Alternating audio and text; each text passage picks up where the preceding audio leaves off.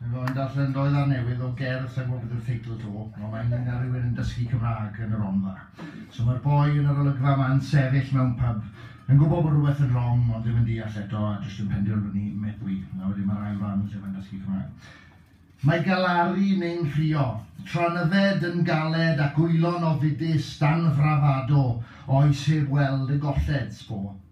Ni'r maded a'n gormodiaeth ddiirfa, a'i thyrfa a nobaith, cwrw oer sy'n niro craith o dan dafodau uniaeth. Peint ar ôl peint yn real panto, a James y Duke yn goractio, nid wy'n amaer dyn nhw mon, mor drasic comic yw'n co.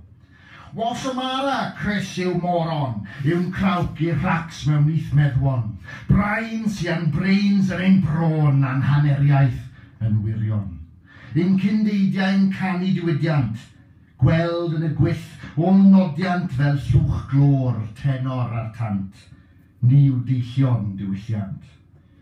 Roiders a headers yn hoodie Wenglish, pob englyn yn arthri, a'r gwter yn diferu o iaith fain, araith a fi. Wrth i gan yr eirth a genir heno ddiflannu'r cefndir, dyfriad, oedaf ar feidir. Ydw i ar goll? Der ar gwir. A wedyn mae'r ail ran, mae fe wedi dysgu Cymraeg a mae moyn trio lled yna. Bach fel Jamie Bevan, mae'n beidiwch gweud o Jamie Bevan. I drehafod yr hafau, dof a iaith sy'n adfywhau pob pen rhys o'r poen yn rhydd. Iaith yn hau a tha newydd. Cyffur ond heb y cyffion. Cyffur sy'n bir yn y bôn. Delio'i hit yn awdlau hardd, bywhau rifar yn brifardd i garu'r cwm o greu'r co. Caru cyn wedyn cario iaith a'i rhwydwaith yn rhydwen.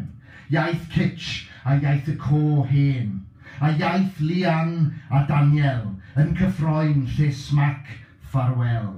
Rhwng chwistreth i fraich gethu, rhwng ias oer i ynys hir, ias oer o allu siarad, mamiaeth hardd a mam a thad. Diolch.